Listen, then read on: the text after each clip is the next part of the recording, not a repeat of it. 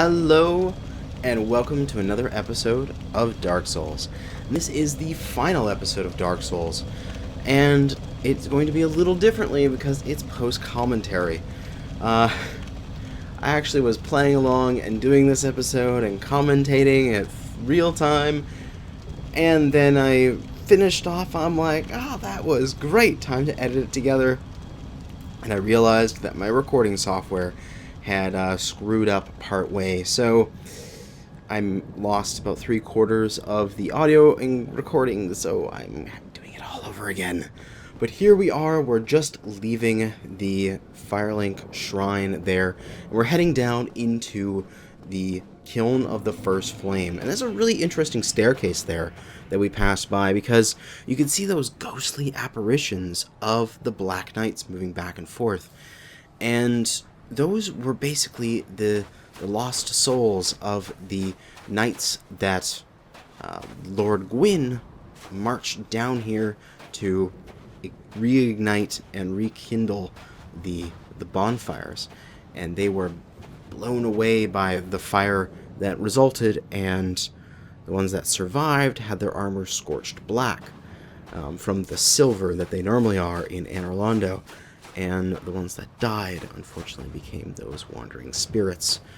But, oh man, I love how cool this area looks. It is just this entire area of ashen.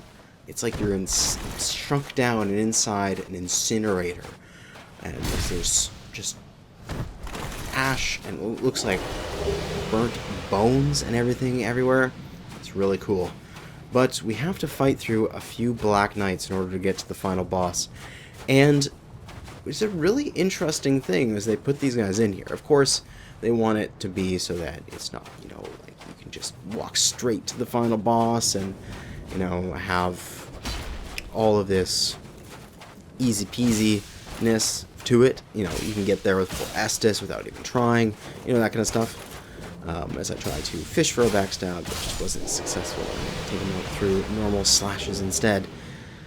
They put these guys in here, one, so you have a little bit of an interesting challenge to get back to the boss fight, but also they are guaranteed drops for Titanite chunks, and Titanite chunks is one of the things that were a little difficult to get in the overworld, like the previous sections of the game.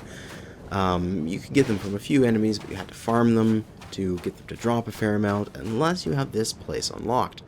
If you have this place unlocked, you just farm these guys. Homeward going back, farm them some more. You get 10,000 souls per run for the 2,000 each, 5 guys, so 10,000 souls in total, and you get 5 Titanite chunks. 2 standard, 1 red, 1 white, and 1 blue. And so you can get a lot of... Oh, right. And that guy who decided to leap to his own death. And there's a Titanite chunk down there that I cannot get. But yeah, you can get a whole bunch of upgrade items just by farming these guys. And that makes it so that if you have any upgrades you're trying to finish off for your equipment, you can get it then.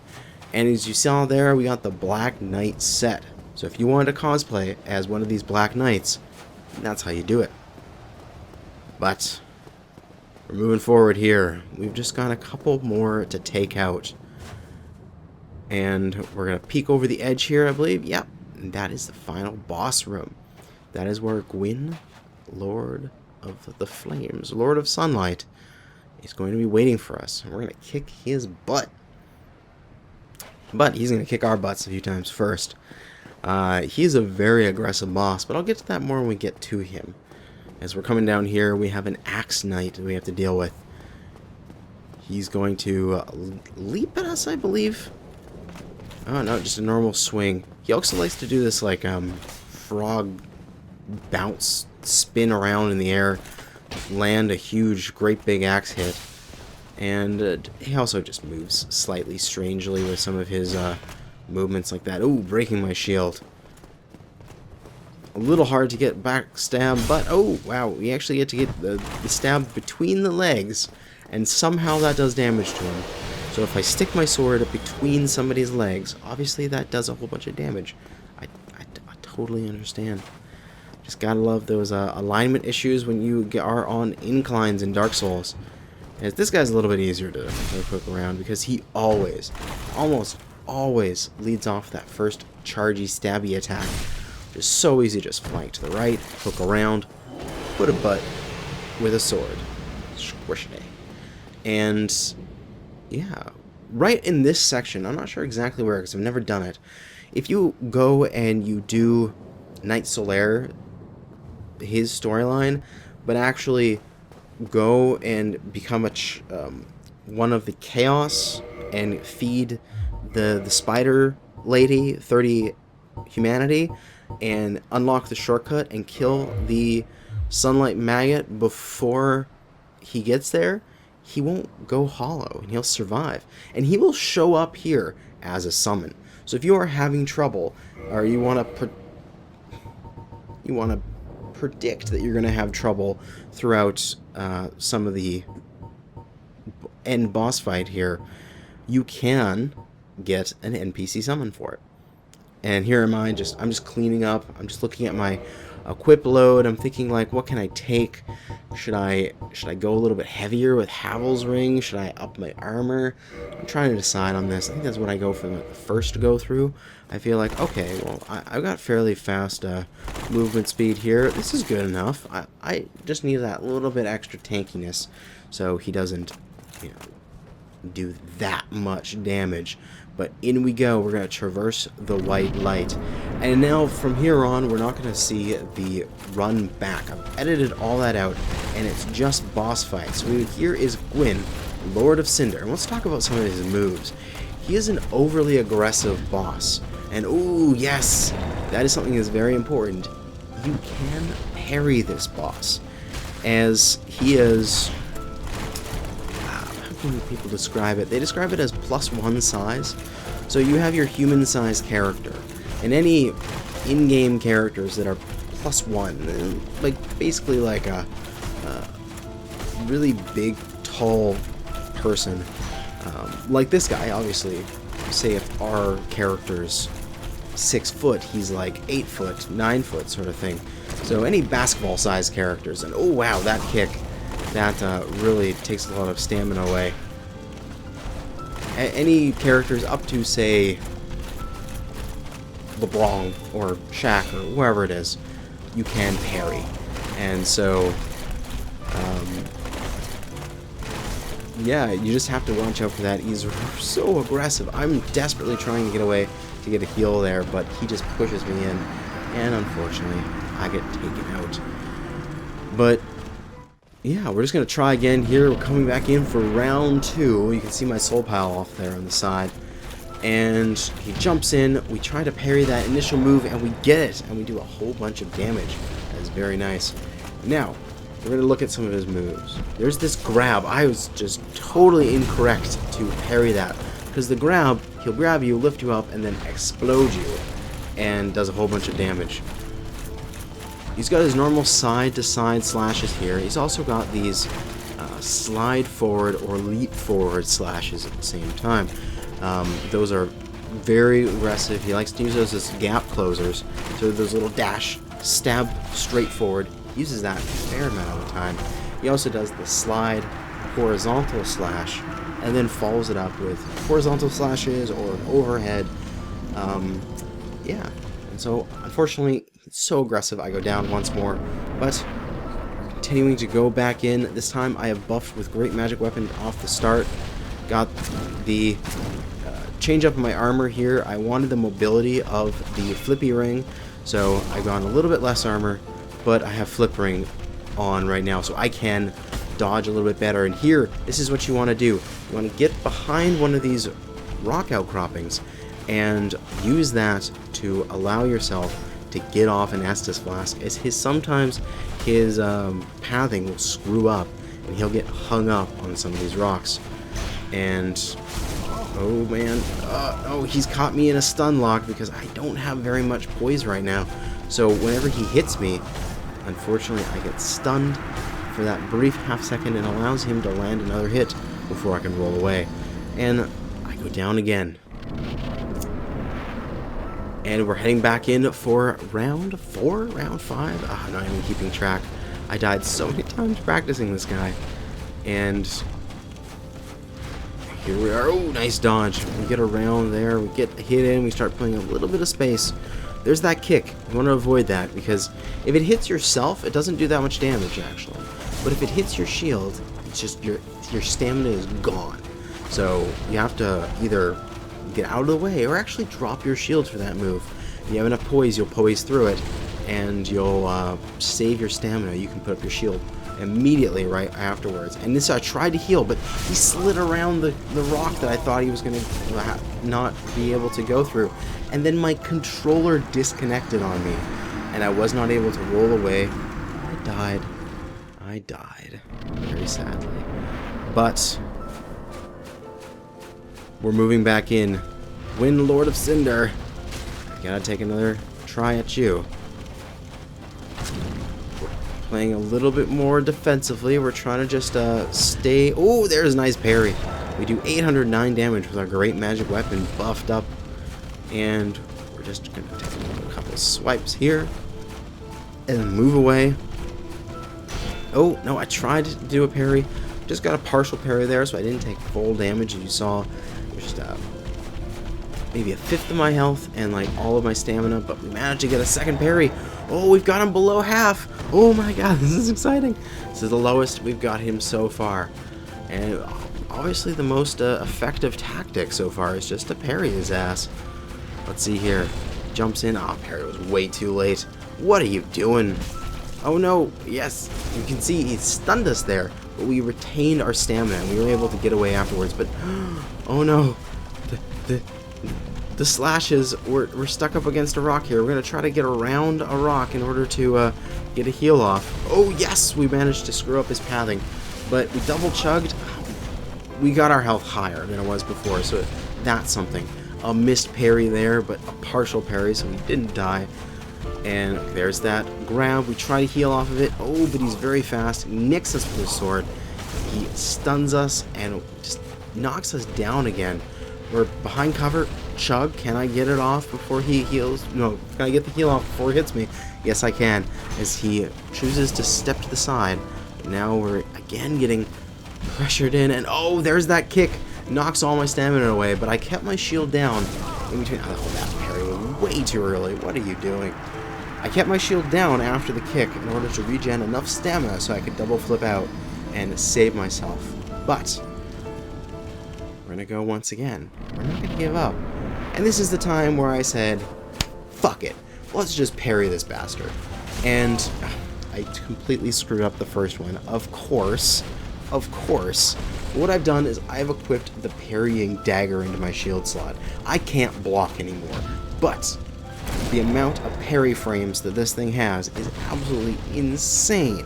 And so we are able to just stand there, parry his ass. Oh yes, time and time again. And we're just gonna go, and again, boom, he's below half.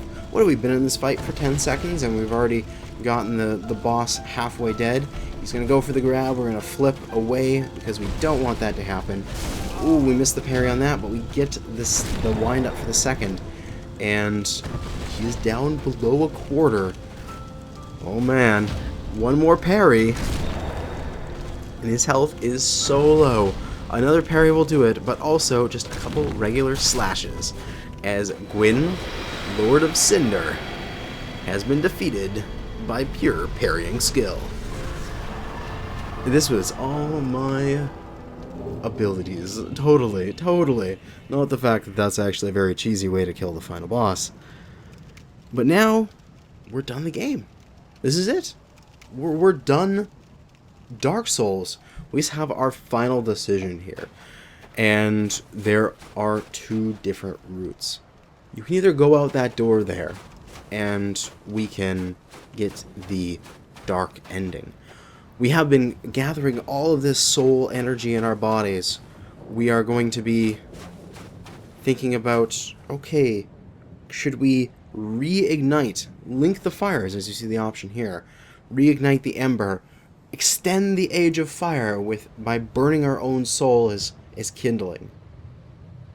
Or shall we accept the fact that the embers will eventually die, and instead of prolonging the inevitable, we should move on to the next world in the Age of Dark and become a lord in the Age of Dark? Now that when we are almost the most powerful undead that exists in this world. For this playthrough, I did the Link the Fires ending, as we see here in a moment. Doing post-commentary means I was explaining this in-game, but also I'm explaining it now, so timing is slightly off, because I explained it differently, most likely. But, here we go. The cinematic.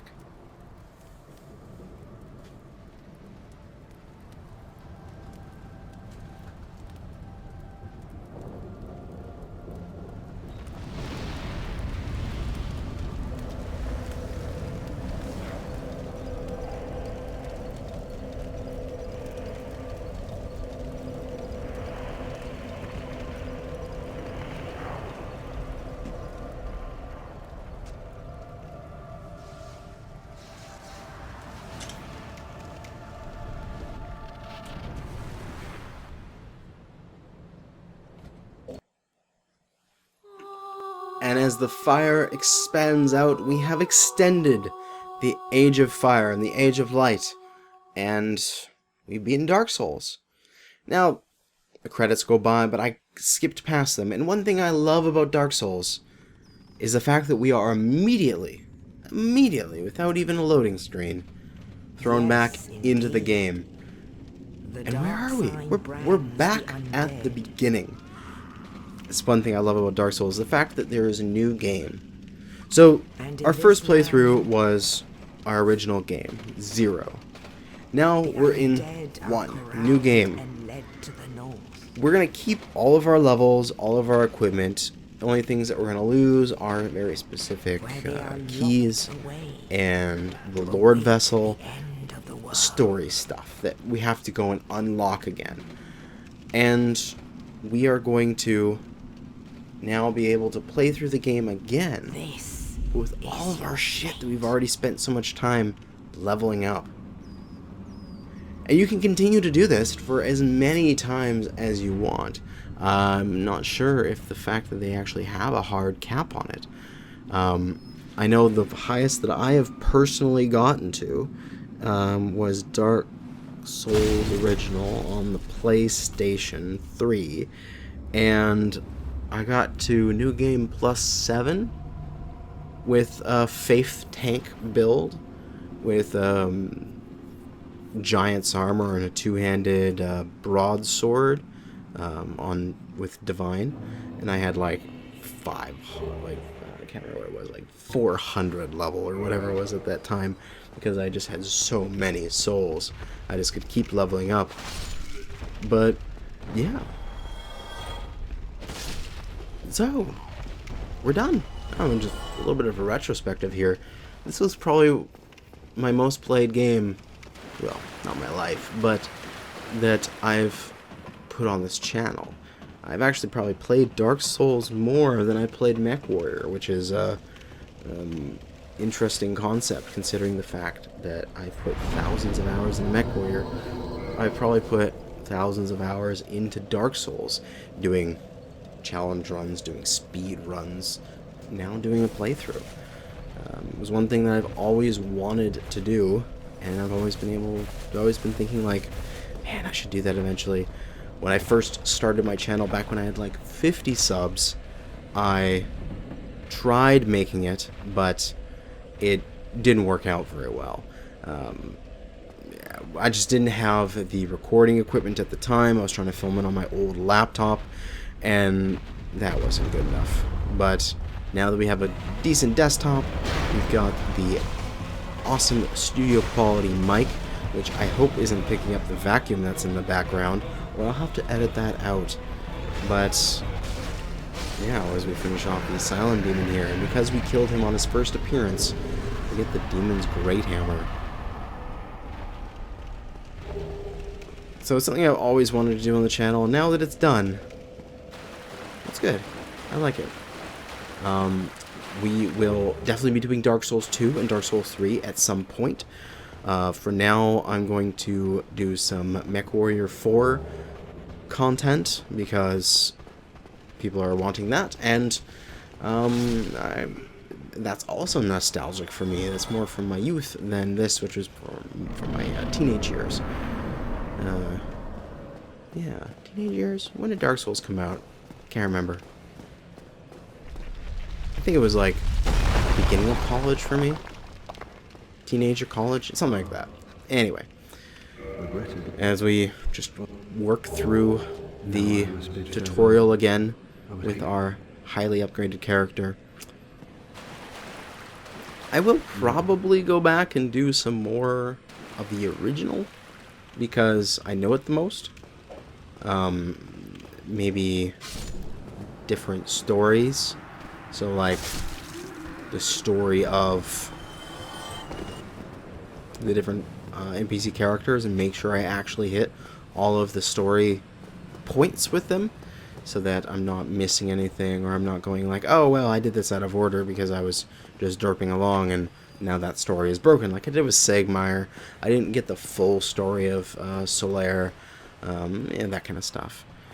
But I was also there's a small cut there because I actually diminished the game in the original recording, and I forgot I had that in there.